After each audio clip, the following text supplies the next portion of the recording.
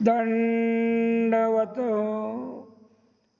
पूर्वार्ध लीळाचरित्र लीळा क्रमांक 77 उदास्य स्वीकारे वस्त्रपूजा स्वीकारू. म्हणजे स्वामी नाराज झाले, उदास झाले आणि पहिले उदास झाले आणि उदास झाल्यानंतर त्यांची उदासीनता दूर झाली आणि त्यांनी वस्त्रपूजा स्वीकारली. ही पण लीळा तिथलीच आहे. कालपासून ज्या लीळा चालू आहेत हे आपल्या पूर्ण लीळा अचलपूरच्या आहेत. हो.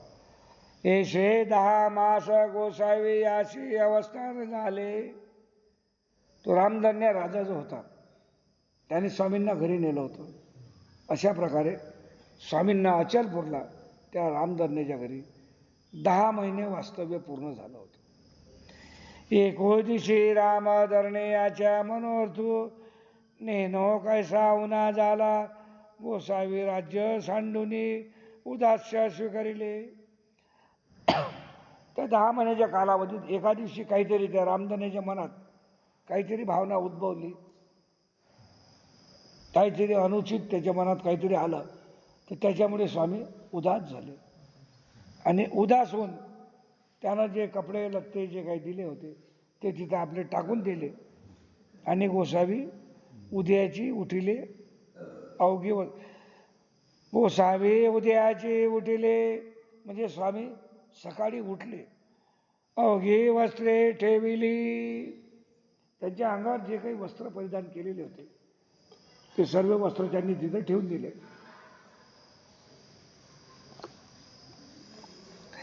पासवडेचे वस्त्र होते ते आवरण केले आणि त्यांचं जे जुनं वस्त्र होतं पासोडी ते त्यांनी धारण केले.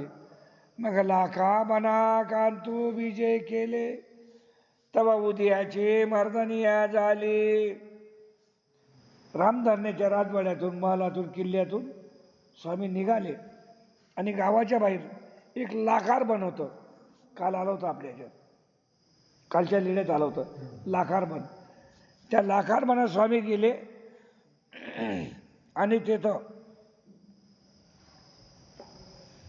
तेव्हा उदयाची मर्दना मादने झाले.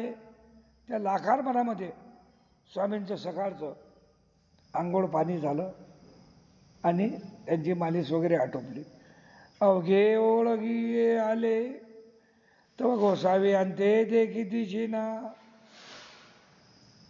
घरी आले सर्व, राजाला सांगितलं की अशीशी घटना घडली आणि स्वामी उदास होऊन इथून निघून गेले. मग रामधन्यापाशी सांगावया आले.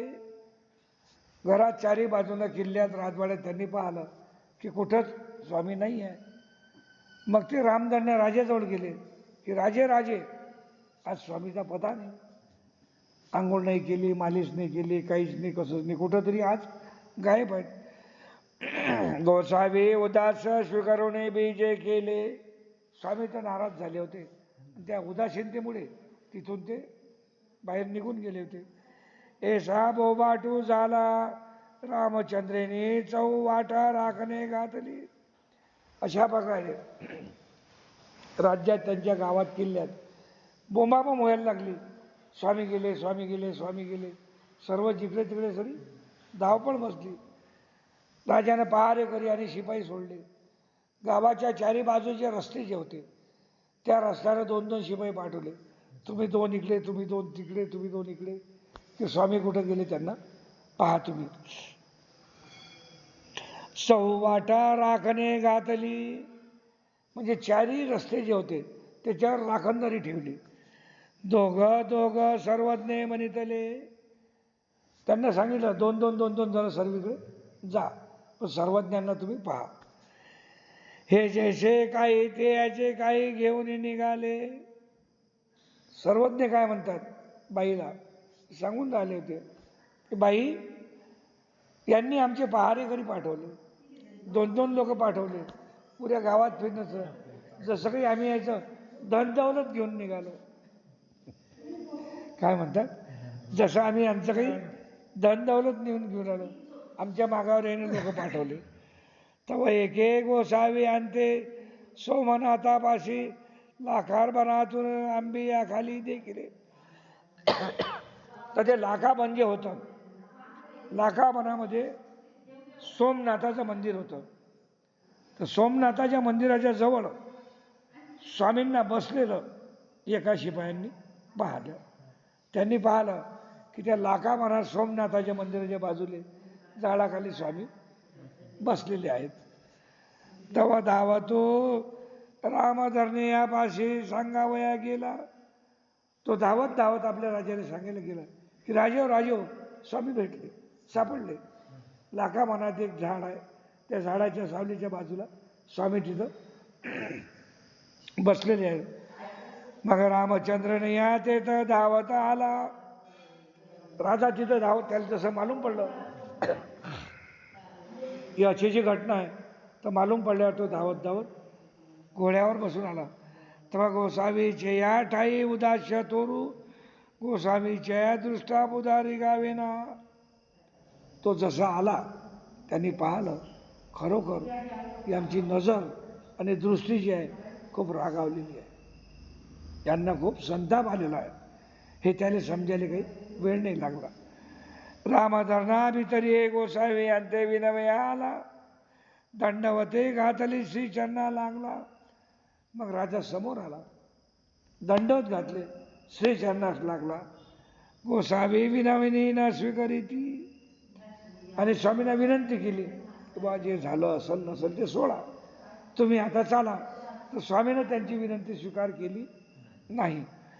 मग गोसावी आणते दुःख करुणी आरोग्याने विनविले. तो खूप दुःख करू लागला, कसं झालं काय झालं, आणि स्वामींना विनंती केली की कमीत कमी तुम्ही इथं बाया बोलू नका.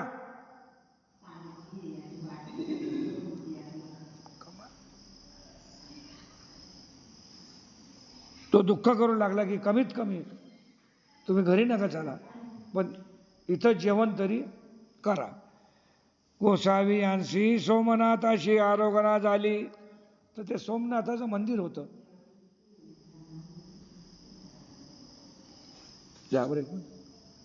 ते सोमनाथाचं जे मंदिर होतं त्या मंदिरात स्वामींना जेवण झालं. तिथंची पौढ झाला. तिथंच जेवण झाल्यानंतर स्वामी झोपले. मग तेने दोघ राखणा दृष्टीचेने आळवी घातले. त्या राजानं चारी बाजूनं 2-2 पहारेकरी ठेवले. थोडं दूर 2-2 पहारेकरी ठेवले की याच्यावर लक्ष ठेवा, कुठं जातात येतात, काय होतात कसं होतात. सर्वज्ञ म्हणितले बाई हे ते याचे कैसे काही लागे, जैसे यांशी गुपिते या राखणे घातली. स्वामी बाईसाला सांगतात, बाई यानं आमच्यावर असे राखण ठेवलं, असे पहारेकरी ठेवले, गुप्त हेर ठेवले की दुरून ते आमच्यावर नजरबंदी केली. आमच्यावर जसं नजरबंदी आपण करतो तसं नजर कैदेत ठेवलं. कारण जसं काही आम्ही यांची धन दौलत चोरून आणली, अशा परिस्थितीत आम्हाला यांनी ठेवलं. एरी दिशे मागुते गोसावी आणते विनवया आला. दुसऱ्या दिवशी पुन्हा तो राजा त्यांना विनंती करायसाठी तिथं आला आणि त्यांनी विनंती केली की स्वामी जेवणासाठी चाला.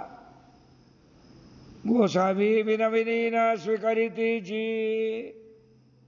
दुसऱ्या दिवशी तो आला, सकाळी विनंती केली, जे झालं गेलं माफ करा, चाला.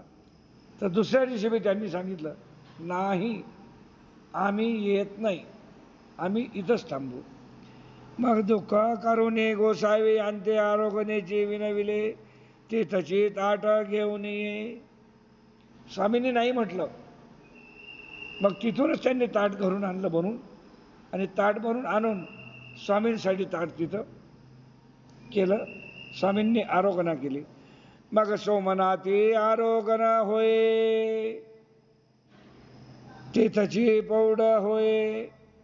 मग त्या सोमनाथाच्या मंदिरातच स्वामींचं जेवण झालं, तिथं झोपले. तिसरा दिवशी मागुता आला. तिसऱ्या दिवशी पुन्हा रामधन्य राजा अजून तिथं आलाच सकाळी. पहारेकरी वगैरे तिथं सगळे तसे होते. तव गोसावी यांची दृष्टी प्रसन्न ऐसी देखिली. तो तिसऱ्या दिवशी ज्यावेळेस आला त्यांनी स्वामींकडे पाहिलं तर त्याच्या लक्षात आलं की आज स्वामींची दृष्टी नजर वगैरे सर प्रसन्नतादायक वाटून राहिली. आज स्वामींचा राग संताप जो आहे तो दूर गेलेला आहे.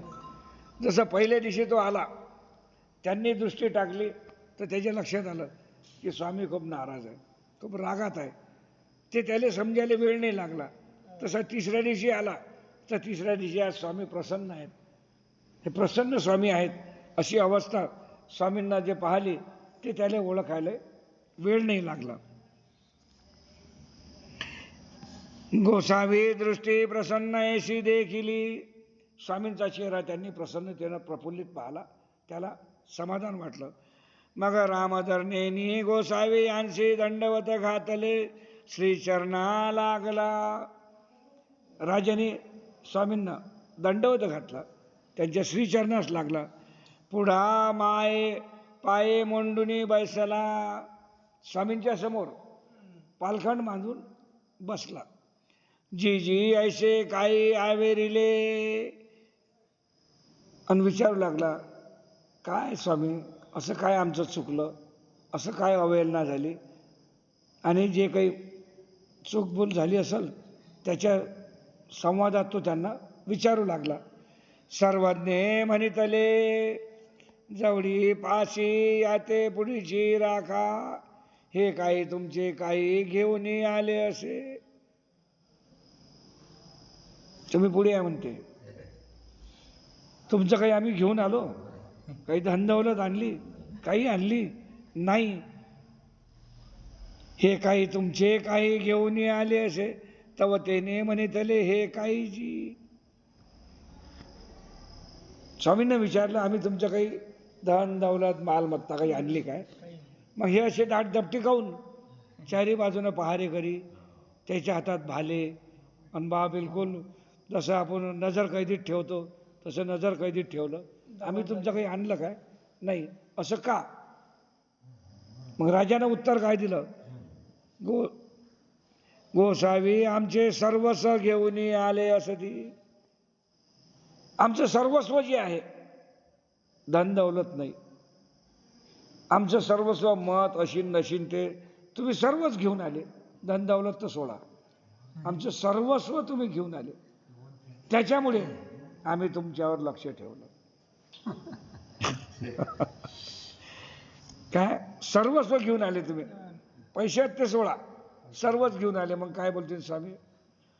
मग गोसावी अंते विनवू लागला, परी गोसावी विनवी न स्वीकारिती. स्वामींना विनंती करू लागला, चला बा असं झालं तर झालं, जे झालं. आणि तुम्ही म्हणता आमचे काही धंद्यावर आले, पण नाही, आमचं सर्वस्व तुम्ही घेऊन आले ना. कोणाचं चितच नाही लागून राहिलं गावात. हां, आणि तुम्ही म्हणता आम्ही काय आणलं? तरी विनंती करा तुम्ही, चाला. परी गोसावी विनवी न स्वीकारितीची. तरी मी स्वामींनी त्याची विनंती स्वीकार केली नाही. मग रामधरणेनी म्हणितले जी जी माझी या मातेची तिन्ही दी उपवासू. तर रामधरने राजाच्या आईनं प्रण केलं होतं. 10 महिने स्वामींचं वास्तव्य होतं की दररोज स्वामी ज्या टाईमला येत होते, हे काय करे, तुळशी पत्र आणि त्या मंजुऱ्या काढून ठेवायची, आणि स्वामी आले की त्यांच्या पायावर अर्पण करायचे. ते अर्पण केल्यानंतर जेवण करायचं. तिचा नित्यनियम असा होता. कधी स्वामी सकाळी 7 वाजेला आले ते तयारच, 9-10 वाजता आले तयारच. कधी स्वामींना 4-5 जरी वाजले तर ते निरंकार तशीच राहायची. जोपर्यंत स्वामींच्या पायावर मंजुऱ्या तुळशीपत्र वाहत नाही तोपर्यंत ते तशीच खाली पोटाची राहायची. असा तिनं निर्धार धरलेला होता. मग तो राजा सांगितला, माझी या मातेशी 3 दे उपवासू. तुम्हाला इथं येऊन 3 दिवस झाले, पण माझी जी आई आहे 3 दिवसापासून उपाशी आहे. तिचं व्रत 3 दिवस झाले, कारण तिनं अनुष्ठान केलं होतं की जोपर्यंत ते तुमच्या पायावर तुळशी पत्र मंजुऱ्या वाहत नाही तोपर्यंत ते दररोज जेवत नव्हती. मग आता 3 दिवस झाले. आता 3 दिवस झाले तर मग कसं करायचं? 3 दिवस झाले तिनं अंजल काहीही घेतलेलं नाही. ते 3 दिवस झाले उपाशी आहे. गोसावी तेथ बीजे करावे, मग माझी माता गोसावी यांचे श्रीचरणा तुळशी वाईल. तर तुम्ही तिथं चाला, माझी आई तुमच्या श्रीचरणावर तुळशीपत्र वाहीन. ती हे व्रत सुफळ होईल. तर तुम्ही तिथं आले, तुमच्या पायावर तिनं तुळशीपत्र वाढले, म्हणजे तिचं व्रत सक्सेस झालं, फळदायक झालं, आणि ते तिचं व्रत तोडून टाकेल.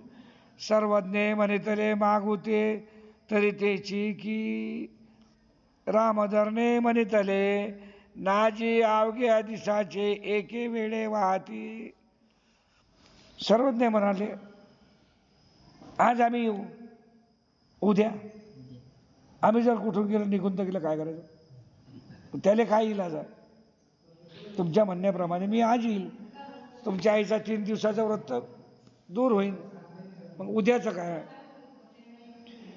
रामधरणे म्हणितले नाजी अवघे या दिशीचे एके वेळे वाहती. या बाया मूर्ख आहे. तर रामधन्य राजा म्हणाला स्वामी असं नाही.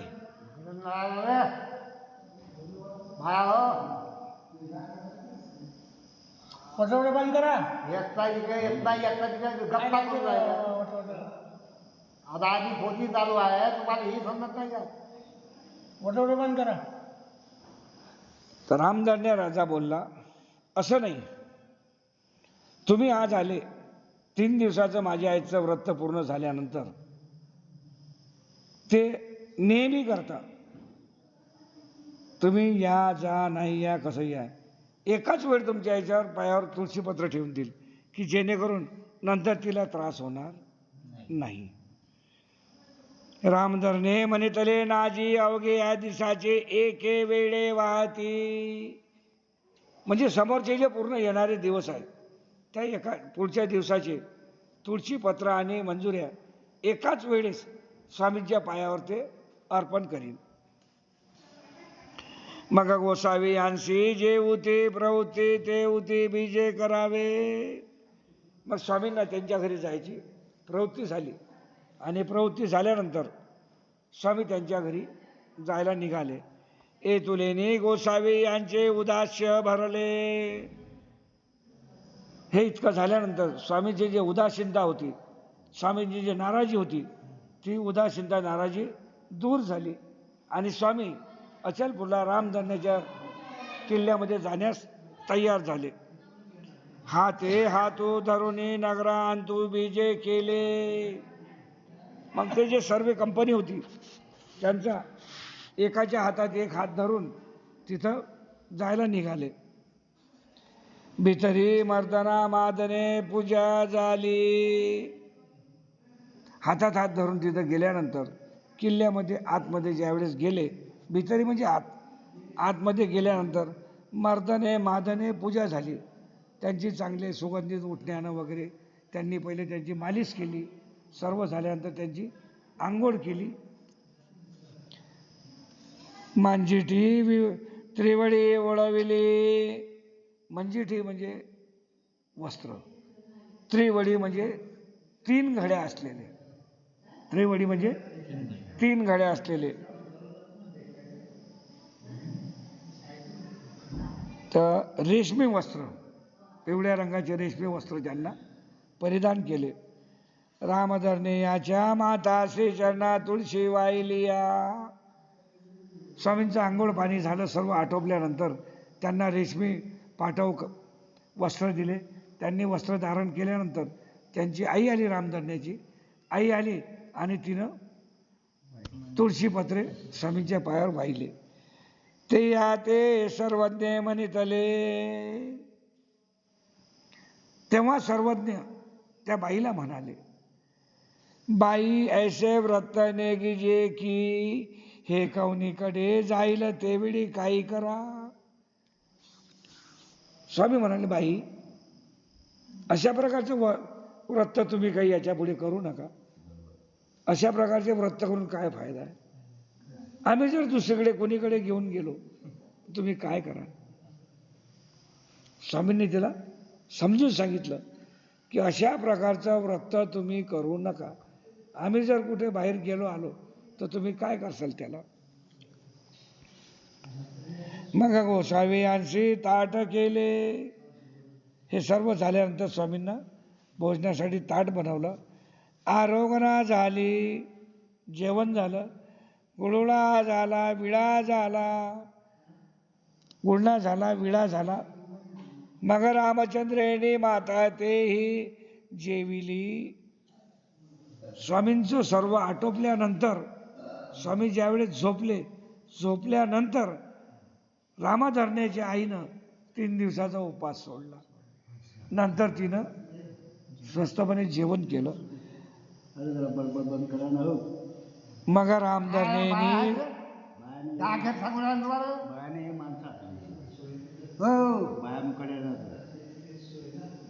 हो बाबा हो, अरे बंद करा ना तुमचं भाषण. झोपून जा मोकळं ना, बाहेर बघा ते काय बोला जायचं. मग रामधरण्याची माता तेही जेविली. मग रामधरणे याने गोसावी अंते विनवले. रामधरण्याच्या आईनं 3 दिवसाचा केलेला उपास सोडला आणि जेवण केलं. त्याच्यानंतर रामधरणे राजा स्वामींना विनंती करू लागला, जी मी या गोसावी यांशी निरोध केला. आता गोसावी यांशी प्रवृत्ती तव राहावे. स्वामींना म्हणला, मी तुम्हाला खूप विनंती केली आणि तुम्हाला बळजबरी केली आणि तुम्हाला घरी मी आणलं. आता तुम्हाला ज्या वेळेस जेवेळी जिथं थांबायचं तोपर्यंत तुम्ही थांबा. जेवेळी गोसावी यांचे बीजे करावेची प्रवृत्ती उपजेल ते वेळची बीजे करावे. तुम्हाला जोपर्यंत इथं थांबायचं तुम्ही थांबू शकता. आणि ज्या दिवशी तुमची प्रवृत्ती झाली आपल्याकडे दुसरीकडे कुठं जायचं त्यावेळेस तुम्ही दुसरीकडे कुठं जाऊ शकता. बघा गोसावी यांची देहात चौकीत वस्ती झाली. अशा प्रकारे त्यांचा जो देवरा होता त्या देवराच्या चौकात आसनावर स्वामींना मुक्काम झालं. बाबा या श्यामीचा मुक्काम कुठे झाला होता? मग एकी दिवशी गोसावी तेथून बीजे केले. असं झाल्यानंतर एका दिवशी स्वामी तिथून निघून गेले. अशा प्रकारे पूर्वार्ध लीळा क्रमांक 77 पूर्ण झाली. दंडवत हो.